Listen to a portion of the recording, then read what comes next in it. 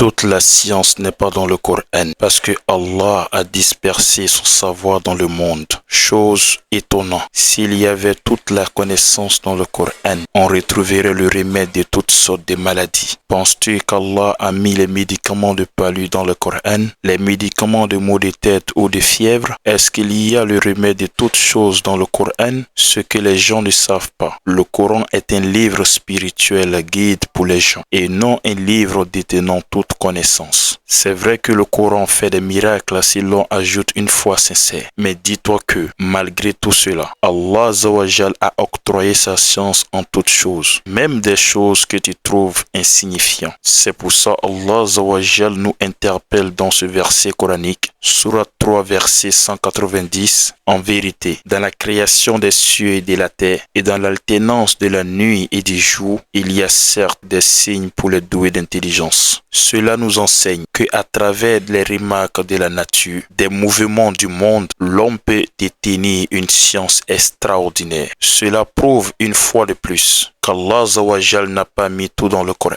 Je te donne un autre exemple. Vous vous rappelez du prophète alayhi salam lorsqu'il envoya l'un de ses disciples appelé Muaz ibn Jabal au Yémen en tant qu'un ambassadeur de l'islam. Le messager d'Allah alayhi salam lui posa la question: comment jugerais-tu les gens au Yémen? Il répondit: je regarderai dans le livre d'Allah qui est le Coran. Le prophète lui donna une réponse choquante en disant: ô Muaz, et si tu ne trouves pas dans le Coran? Muaz répondit: je vais regarder dans le livre la Sunna, c'est-à-dire les traditions du prophète. Ainsi mon ami, c'est comme le prophète alayhi salam disait clairement: si l'on ne trouve pas la solution au problème dans le Coran, comment ferons-nous? Cela devrait faire comprendre à tout musulman que toute la science n'est pas dans le Coran, et croire que toute la science est dans le Coran, c'est de limiter la science qu'Allah a introduite dans ce monde. Et le Coran est une très petite science qu'Allah a donnée aux êtres humains. En vérité, cela doit nous pousser à conclure que il y a diverses branches pour obtenir la science dans l'univers, et qu'il y a des personnes qui ne connaissent rien du Coran